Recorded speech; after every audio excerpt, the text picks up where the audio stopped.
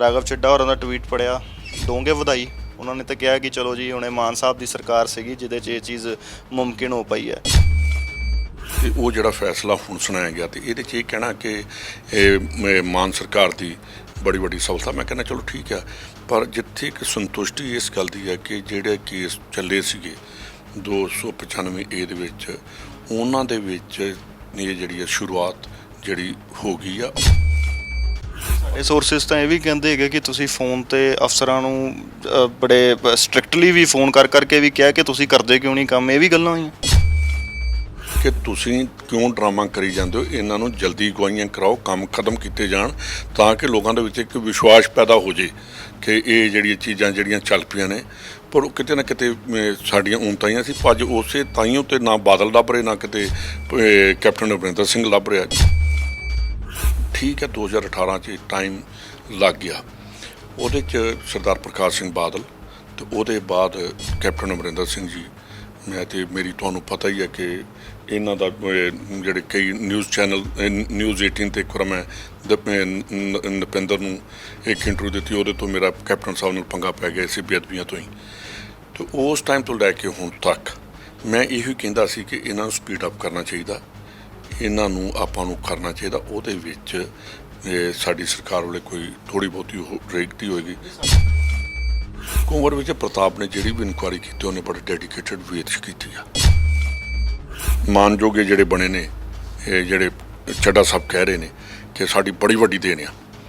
ਅਪ੍ਰੈਲ 2022 'ਚ ਉਹ ਚਲਾਨ ਪੇਸ਼ ਕਰ ਦਿੱਤਾ ਗਿਆ 117 ਤੇ 128 ਦਾ, ਜਿਹਦੇ ਵਿੱਚ ਸਿਰਫ ਡੇਰਾ ਮੁਖੀ ਨੂੰ ਹੀ ਕਲਪਰੇਟ ਠਹਿਰਾਇਆ ਗਿਆ। ਪਰ ਮੈਂ ਇਹ ਦੱਸਣਾ ਚਾਹੁੰਦਾ ਕਿ ਮੈਂ ਤਾਂ ਕੇਸ ਬਣਾ ਗਿਆ ਉਸ ਟਾਈਮ ਦਾ ਹੋਮ ਮਿਨਿਸਟਰ, ਅਤੇ ਹੁਣ ਤੁਹਾਡੇ ਕਿ ਹੁਣ ਗਵਾਹੀਆਂ ਕਰਕੇ ਸਜ਼ਾ ਤਾਂ ਕਰਾ ਲਓ ਕਿ ਫਿਰ ਇਹ ਵੀ ਕ੍ਰੈਡਿਟ ਲਓਗੇ ਕਿ ਉਸ ਵੇਲੇ ਕਮਜ਼ੋਰ ਕੇਸ ਸੀ ਕਿ ਇਹਨੂੰ ਛੱਡਣਾ ਆਪ ਚਾਹੁੰਦੇ ਹੋਗੇ। ਇਹ ਸਾਰੀਆਂ ਚੀਜ਼ਾਂ ਪਬਲਿਕ ਦੇ ਸਾਹਮਣੇ ਆਉਣੀਆਂ ਚਾਹੀਦੀਆਂ ਨੇ, ਔਰ ਜਿਹੜੀ ਬਿਨਾਂ ਮਤਲਬ ਤੋਂ ਪਬਲਿਸਿਟੀ ਕਰਨੀ ਜਾਂ ਮਾਰਕੀਟਿੰਗ ਕਰਨੀ, ਉਹਦੇ ਤੋਂ ਗਰੇਜ਼ ਕਰਨਾ ਚਾਹੀਦਾ ਪੋਲੀਟੀਕਲ ਪਾਰਟੀਆਂ ਨੂੰ। ਅੰਗਰੇਜ਼ੀ ਦੇ ਵਿੱਚ ਕਹਿੰਦੇ ਚੈਸਟ ਥੰਪਿੰਗ, ਔਰ ਸਿਆਸਤ ਇਸੇ ਚੀਜ਼ ਦੇ ਉੱਤੇ ਨਿਰਭਰ ਕਰਦੀ ਹੈ। ਖੁਸ਼ੀ ਦਾ ਮਾਹੌਲ ਨਹੀਂ ਕਹਾਂਗਾ, ਸੰਤੁਸ਼ਟੀ ਦਾ ਮਾਹੌਲ ਹੈ, ਕਿਉਂਕਿ ਜੋ ਅਦਾਲਤ ਹੈ ਉਹਨੇ 3 ਸਾਲ ਦੀ ਸਜ਼ਾ ਸੁਣਾਈ ਹੈ ਉਹਨਾਂ ਲੋਕਾਂ ਨੂੰ ਜਿਨ੍ਹਾਂ ਦਾ ਜ਼ਿਕਰ SIT ਜੋ ਰਣਬੀਰ ਖੱਟਰਾ ਦੀ ਸੀਗੀ, ਔਰ ਬੇਅਦਬੀ ਕਾਂਡ ਦੇ ਵਿੱਚ ਜੋ SIT ਤਿਆਰ ਹੋਈ ਸੀ ਉਹਦੇ ਵਿੱਚ ਉਹਨਾਂ 3 ਮੁੱਖ ਜਿਹੜੇ ਦੋਸ਼ੀ ਸੀਗੇ ਉਹਨਾਂ ਦਾ ਜ਼ਿਕਰ ਹੋਇਆ ਸੀਗਾ, ਔਰ ਇਹ ਸੰਤੁਸ਼ਟੀ ਦੀ ਮਾਹੌਲ ਹੈ। ਲੇਕਿਨ ਸਿਆਸਤ ਦੇ ਵਿੱਚ ਚੈਸਟ ਥੰਪਿੰਗ ਲਗਾਤਾਰ ਜਾਰੀ ਹੈ। ਟਵਿੱਟਰ 'ਤੇ ਜਾਓਗੇ, ਟਵੀਟ ਦਾ ਜੋ ਸਿਲਸਿਲਾ ਉਹ ਸ਼ੁਰੂ ਹੋ ਚੁੱਕਾ ਹੋਇਆ। ਔਰ ਸੁਖਜਿੰਦਰ ਸਿੰਘ ਰੰਧਾਵਾ ਮੇਰੇ ਨਾਲ ਨੇ। ਰੰਧਾਵਾ ਸਾਹਿਬ, ਰਾਘਵ ਚੱਡਾ ਹੋਰਾਂ ਦਾ ਟਵੀਟ ਪੜਿਆ, ਦੋਗੇ ਵਧਾਈ। ਉਹਨਾਂ ਨੇ ਤਾਂ ਕਿਹਾ ਕਿ ਚਲੋ ਜੀ ਹੁਣੇ ਮਾਨ ਸਾਹਿਬ ਦੀ ਸਰਕਾਰ ਸੀਗੀ ਜਿਹਦੇ 'ਚ ਇਹ ਚੀਜ਼ ਮੁਮਕਿਨ ਹੋ ਪਈ ਹੈ।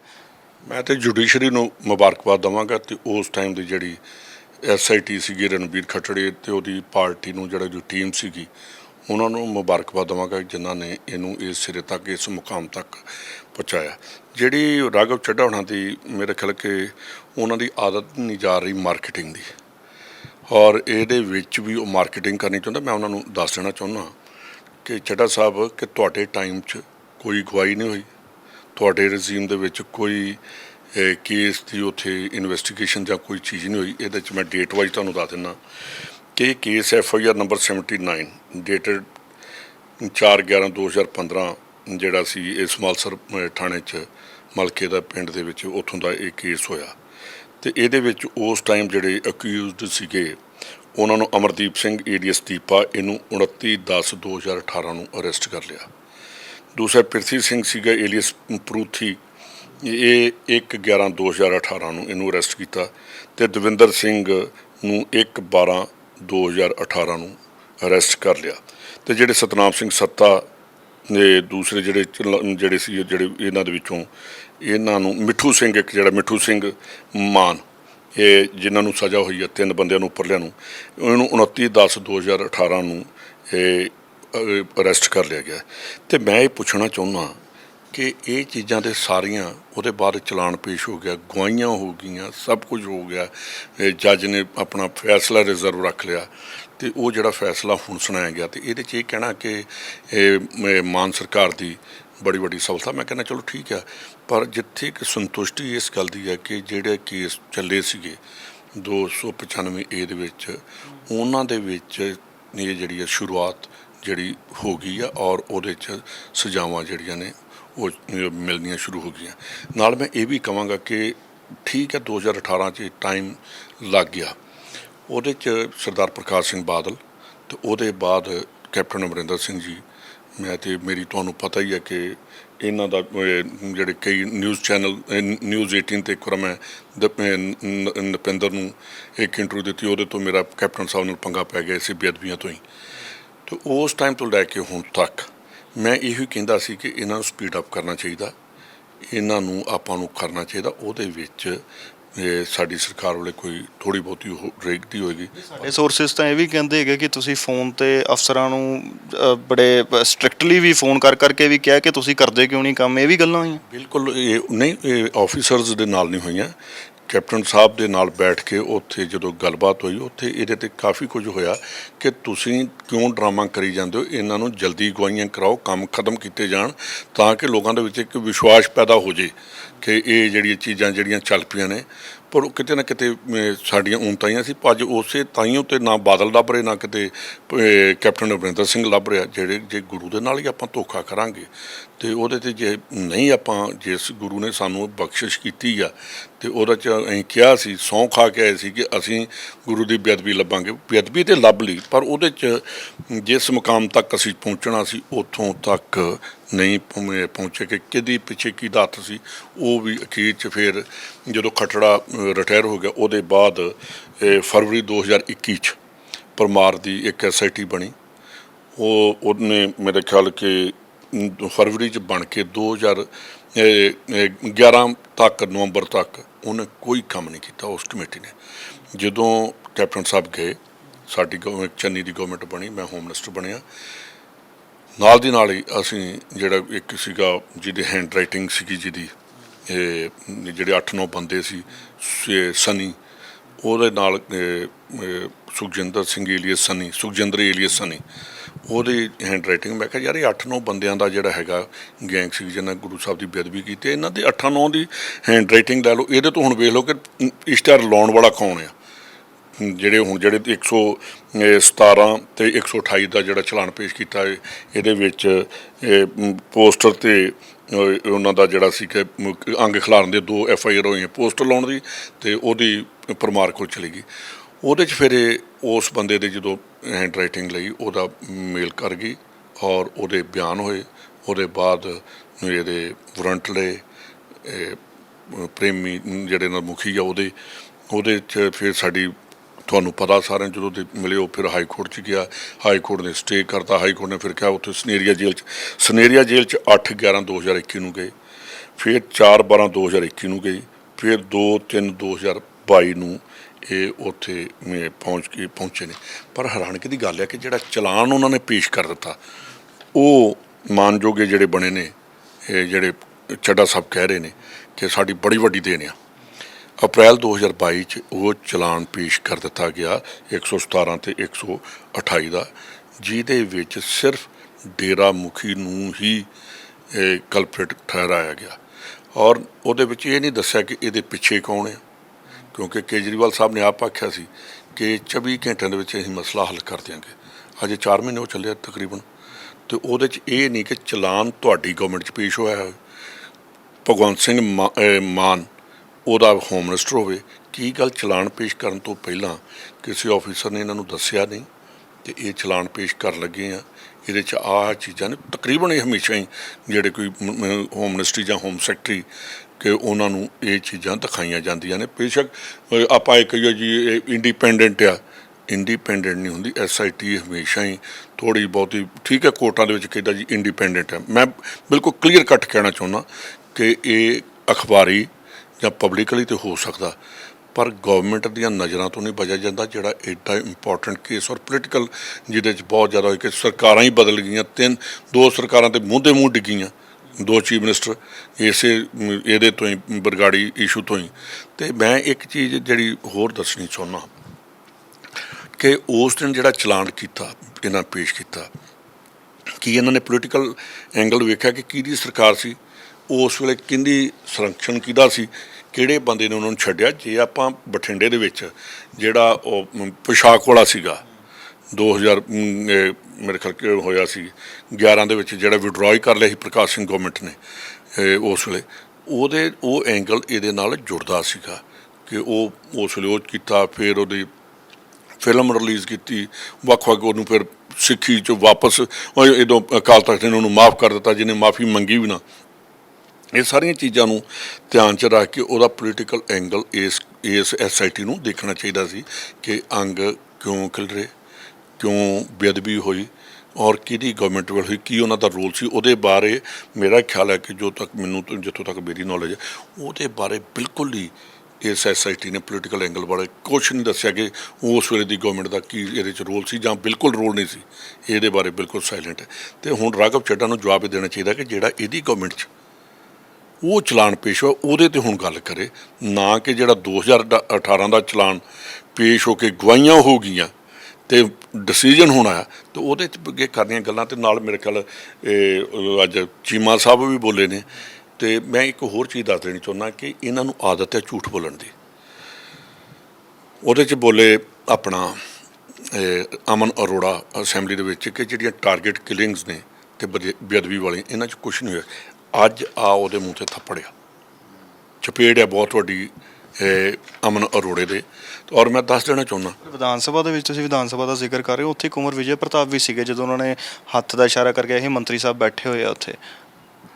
ਮੈਂ ਥੋੜ੍ਹੇ ਜਿਹੇ ਇਹਦੇ 'ਚ ਮੈਂ ਕੁੰਵਰ ਹੋਣਾ 'ਤੇ ਵੀ ਆਉਂਦਾ ਉਸ ਟੌਪਿਕ 'ਤੇ ਵੀ। ਉਹਦੇ 'ਚ ਅਮਨ ਅਰੋੜੇ ਨੇ ਕਿਹਾ ਕਿ ਜਿਹੜੀ ਟਾਰਗੇਟ ਕਿਲਿੰਗਸ ਔਰ ਬੇਅਦਬੀ ਦੇ ਉੱਤੇ ਕੁਛ ਨਹੀਂ ਹੋਇਆ। ਅੱਜ ਸਜ਼ਾ ਹੋਈ ਅਮਨ ਅਰੋੜੇ ਨੂੰ, ਫਲੋਰ ਆਫ ਦਾ ਹਾਊਸ ਉਹਨੇ ਝੂਠ ਬੋਲਿਆ, ਉਹਨੂੰ ਮੁਆਫੀ ਮੰਗਣੀ ਚਾਹੀਦੀ ਹੈ। ਅਤੇ ਨਾਲ ਮੈਂ ਉਹਦੀ ਇਨਫੋਰਮੇਸ਼ਨ ਨੂੰ ਮੈਂ ਮੈਸੇਜ ਕੀਤਾ, ਮੇਰੇ ਖਿਆਲ ਉਹਨੇ ਮੇਰਾ ਮੈਸੇਜ ਚੈੱਕ ਨਹੀਂ ਕੀਤਾ, ਵਟਸਐਪ ਮੈਨੂੰ ਕੀਤਾ ਸੀ ਕਿ ਉਹਦੇ ਟਾਈਮ ਉਹ ਜਿਹੜੀ ਟਾਰਗੇਟ ਕਿਲਿੰਗਸ ਨੇ, ਉਹ ਜਿਹੜੀਆਂ ਕਿਲਿੰਗਸ ਨੇ ਉਹ 7 ਬੰਦੇ ਫੜ ਕੇ ਉਹਨਾਂ ਨੂੰ NIA ਜਿਹੜੀ ਸੀ ਉਹਨਾਂ ਦੇ ਸਪੁਰਦ ਕਰ ਦਿੱਤਾ ਗਿਆ। ਅਤੇ ਅੱਜ ਉਹ ਕੇਜਰੀਵਾਲ ਦੀ ਜਿਹੜੀ ਤਿਹਾੜ ਜੇਲ੍ਹ ਆ ਉਹਦੇ ਵਿੱਚ ਉਹ 7 ਦੇ 7 ਹੀ ਬੰਦ ਆ, ਅਤੇ ਉਹਨਾਂ ਦੇ ਨਾਲ ਉਹ ਮੁਲਾਕਾਤ ਕਰ ਸਕਦਾ ਕਿ ਤੁਸੀਂ ਟਾਰਗੇਟ ਕਿਲਿੰਗਸ ਦੇ ਵਿੱਚ ਹੈ ਸੀ ਕਿ ਨਹੀਂ ਹੈ। ਤਾਂ ਇਸ ਲਈ ਇਹ ਜਿਹੜੀਆਂ ਚੀਜ਼ਾਂ ਜਿਹੜੀਆਂ ਝੂਠ ਬੋਲਣਾ ਬੜੀ ਮੰਦਭਾਗੀ ਗੱਲ ਹੈ ਕਿ ਪੋਲੀਟੀਕਲ ਬੰਦੇ ਫਲੋਰ ਆਫ ਦਾ ਹਾਊਸ ਝੂਠ ਬੋਲਣ। ਦੂਸਰੀ ਜਿਹੜੀ ਤੁਸੀਂ ਗੱਲ ਕੀਤੀ ਹੈ ਕੁੰਵਰ ਵਿਜੇ ਪ੍ਰਤਾਪ ਹੋਣਾ ਦੀ, ਇਹਨਾਂ ਦਾ ਵਾਕਿਆ ਹੀ ਉਹਨਾਂ ਦੀ ਗੱਲ ਬਿਲਕੁਲ ਕੁੰਵਰ ਵਿਜੇ ਪ੍ਰਤਾਪ ਬੜਾ, ਵੇਖੋ ਜੋ ਮਰਜ਼ੀ ਸਾਡੇ ਪੋਲੀਟੀਕਲੀ ਜੋ ਮਰਜ਼ੀ ਡਿਫਰੈਂਸਿਸ ਹੋਣ, ਜਿੰਨੇ ਮਰਜ਼ੀ ਇੱਕ ਦੂਜੇ ਦੇ ਅਗੇਂਸਟ ਹੋਈ ਜਾਂ ਕੋਈ ਗੱਲਾਂ ਕਰਦੇ ਹੋਈਏ, ਕੁੰਵਰ ਵਿਜੇ ਪ੍ਰਤਾਪ ਨੇ ਜਿਹੜੀ ਵੀ ਇਨਕੁਆਇਰੀ ਕੀਤੀ ਉਹਨੇ ਬੜੇ ਡੈਡੀਕੇਟਡ ਵੇਅ 'ਚ ਕੀਤੀ ਆ। ਔਰ ਮੇਰੇ ਖਿਆਲ ਕਿ ਮੇਰੀ ਅਤੇ ਕੁੰਵਰ ਦੀ 26 ਜੁਲਾਈ 2020 ਨੂੰ ਆਪਣੀ ਸਾਡੀ ਦੋਨਾਂ ਦੀ ਬੋਲਚਾਲ ਬੰਦ ਹੋ ਗਈ ਸੀ ਔਰ ਇਸੇ ਇਸ਼ੂਜ਼ ਦੇ ਉੱਤੇ ਹੋਈ, ਕਿਉਂਕਿ ਕੈਪਟਨ ਸਾਹਿਬ ਕਰਨਾ ਨਹੀਂ ਸੀ ਚਾਹੁੰਦੇ। ਤਾਂ ਅਸੀਂ ਮੈਂ ਫਿਰ ਆਖਿਆ, ਮੈਂ ਕਿਹਾ ਜਦੋਂ ਕੈਪਟਨ ਅਮਰਿੰਦਰ ਸਿੰਘ ਨਹੀਂ ਮੰਨਦਾ ਤਾਂ ਮੈਂ ਕੁੰਵਰ ਵਿਜੇ ਪ੍ਰਤਾਪ ਦੀਆਂ ਗੱਲਾਂ ਕਿਉਂ ਖਵਾਵਾਂ ਆਪਣੇ ਆਪ ਨੂੰ। ਕਿਉਂਕਿ ਕੁੰਵਰ ਵਿਜੇ ਪ੍ਰਤਾਪ 'ਚ ਇੱਕ ਗੱਲ ਹੈਗੀ ਕਿ ਉਹ ਡਰਦਾ ਨਹੀਂ, ਜੋ ਗੱਲ ਹੈਗੀ ਉਹਦੇ ਦਿਲ 'ਚੋਂ ਗੱਲ ਕਰਦਾ। ਮੈਂ ਉਹਨੂੰ ਆਖਿਆ ਕਿ ਮੇਰੇ ਨਹੀਂ ਸੁਣਦਾ ਮੈਂ ਅਮਰਿੰਦਰ ਸਿੰਘ, ਮੈਂ ਕੀ ਕਰ ਸਕਦਾ। ਅਤੇ ਉਹਦੇ ਬਾਅਦ ਮੈਂ ਕਿਹਾ ਯਾਰ ਮੈਨੂੰ ਦੁਬਾਰਾ ਟੈਲੀਫੋਨ ਨਾ ਕਰਿਓ ਕਿ ਸਿੱਧੀ ਤੁਸੀਂ CM ਨਾਲ ਇਹਨਾਂ ਨੇ, ਜਦੋਂ ਮੈਂ ਕਿਹਾ ਜਦੋਂ ਤੁਸੀਂ ਇਹ ਕਹਿ ਦਿੱਤਾ ਸੀ ਕਿ ਮੈਂ ਮੰਤਰੀ ਵਿੱਚ ਨਹੀਂ ਕੋਈ ਬਿਠਾਉਣਾ ਚਾਹੁੰਦਾ ਅਤੇ ਮੈਂ ਡਾਇਰੈਕਟ CM ਸਾਹਿਬ ਤੁਹਾਡੇ ਨਾਲ ਗੱਲ ਕਰਾਂਗਾ। ਮੈਂ ਜੀ ਜਦੋਂ ਤੁਹਾਡੀ ਸਿੱਧੀ ਗੱਲ ਹੋ ਗਿਆ ਅਤੇ ਫਿਰ ਆਪਣਾ ਤਾਂ ਵਿੱਚ ਬੈਠਣ ਦੀ ਹੁਣ ਕੋਈ ਲੋੜ ਹੀ ਨਹੀਂ ਤੁਹਾਡੇ 'ਚ। ਮੈਨੂੰ ਅੱਜ ਤੱਕ ਯਾਦ ਆ ਕਿ ਜਿਸ ਵੇਲੇ ਉਦੋਂ ਜਿਹੜਾ ਇੰਟੈਲੀਜੈਂਸ ਦਾ ਚੀਫ ਇਹਨਾਂ ਨੇ ਲਾਇਆ, ਅਤੇ ਜਿਹਨੂੰ ਆਪਾਂ ਆਪਣੀ ਰਾਜਧਾਨੀ ਕਹਿੰਦੇ ਹਾਂ, ਧਾਰਮਿਕ ਰਾਜਧਾਨੀ ਅੰਮ੍ਰਿਤਸਰ, ਉੱਥੋਂ ਦਾ ਜਿਹੜਾ CP ਆ, ਇਹ 2 ਬੰਦੇ ਸੀਗੇ ਜਿਨ੍ਹਾਂ ਨੇ ਕੁੰਵਰ ਵਿਜੇ ਪ੍ਰਤਾਪ ਸਿੰਘ ਨਾਲ ਸਾਈਨ ਵੀ ਨਹੀਂ ਕੀਤੇ। ਜਿਸ ਵੇਲੇ ਇੰਦਰਜੀਤ ਸ਼ਰਮਾ ਔਰ ਉਮਰਾਨ ਅੰਕਲ ਨੂੰ ਬੁਲਾਇਆ ਗਿਆ, ਉੱਥੇ ਇਹਨਾਂ ਦਾ ਆਪਸ ਵਿੱਚ ਡਿਫਰੈਂਸਿਸ ਆਏ। ਇਹ ਕੁੰਵਰ ਵਿਜੇ ਪ੍ਰਤਾਪ ਚਾਹੁੰਦਾ ਸੀ ਕਿ ਇਹਨਾਂ ਬੰਦਿਆਂ ਨੇ ਗੋਲੀ ਚਲਾਈ ਹੈ ਬਾਈਬਲ ਕਲਾਂ 'ਚ, ਇਹਨਾਂ ਦੀ ਅਰੈਸਟ ਹੋਣੀ ਚਾਹੀਦੀ ਹੈ। ਉਹਦੇ 'ਚ ਮੇਰਾ ਵੀ ਰੋਲ ਰਿਹਾ। ਉਹਦੇ 'ਚ ਫਿਰ ਕੈਪਟਨ ਸਾਹਿਬ ਨੇ ਅਖੀਰ 'ਚ ਚੀਫ ਮਿਨਿਸਟਰ ਨੂੰ ਇਹਨਾਂ ਸਾਰਿਆਂ ਨੂੰ ਬੁਲਾ ਕੇ ਡਿਸੀਜਨ ਲੈਣਾ ਪਿਆ ਕਿ ਇਹ ਬੰਦੇ ਅਣਪਛਾਤੇ ਨਹੀਂ ਹੋ ਸਕਦੇ, ਇਹ ਬੰਦੇ ਗੋਲੀ ਚਲਾਉਣ ਲਈ ਮੋਹਰੀ ਸੀਗੇ, ਕਿ ਕਦੀ ਪੁਲਿਸ ਵੀ ਅਣਪਛਾਤੀ ਹੋਈ। ਫਿਰ ਇਹਨਾਂ ਦੋਨਾਂ ਬੰਦਿਆਂ ਦੀ ਅਰੈਸਟ ਹੋਈ ਸੀ। ਜੋ ਉਹਨਾਂ ਕੁੰਵਰ ਵਿਜੇ ਪ੍ਰਤਾਪ ਹੋਣਾ ਦੀ, ਵੇਖੋ ਉਹਨਾਂ ਦਾ ਸੀਗਾ ਬਾਈਬਲ ਕਲਾਂ ਤੱਕ ਰੋਲ, ਅਤੇ ਇਹਨਾਂ ਦਾ ਸੀ ਖੱਟੜੇ ਦਾ ਅਤੇ ਪਰਮਾਰ ਦਾ ਸੀਗਾ ਬੇਅਦਬੀ ਵਾਲਾ ਰੋਲ। ਇਹ 2 ਕੇਸ ਨੇ। ਅਤੇ ਮੈਂ ਇੱਕ ਚੀਜ਼ ਜ਼ਰੂਰ ਕੁੰਵਰ ਸਾਹਿਬ ਨੂੰ ਕਹਿਣਾ ਚਾਹੁੰਦਾ ਕਿ ਜਿਹੜੇ ਤੁਸੀਂ ਨੌਂ ਚਲਾਨ ਦੇ ਦਿੱਤੇ, ਸਾਡੇ ਵੇਲੇ ਵੀ ਤੁਸੀਂ ਕਹਿੰਦੇ ਹੁੰਦੇ ਸੀ ਕਿ ਇਹ ਪੋਲੀਟੀਕਲ ਐਂਗਲ ਆ ਤੇ ਪ੍ਰਕਾਸ਼ ਸਿੰਘ ਬਾਦਲ ਤੇ ਉਸ ਟਾਈਮ ਦੇ ਹੋਮ ਮਿਨਿਸਟਰ ਦਾ ਵਿੱਚ ਰੋਲ ਆ।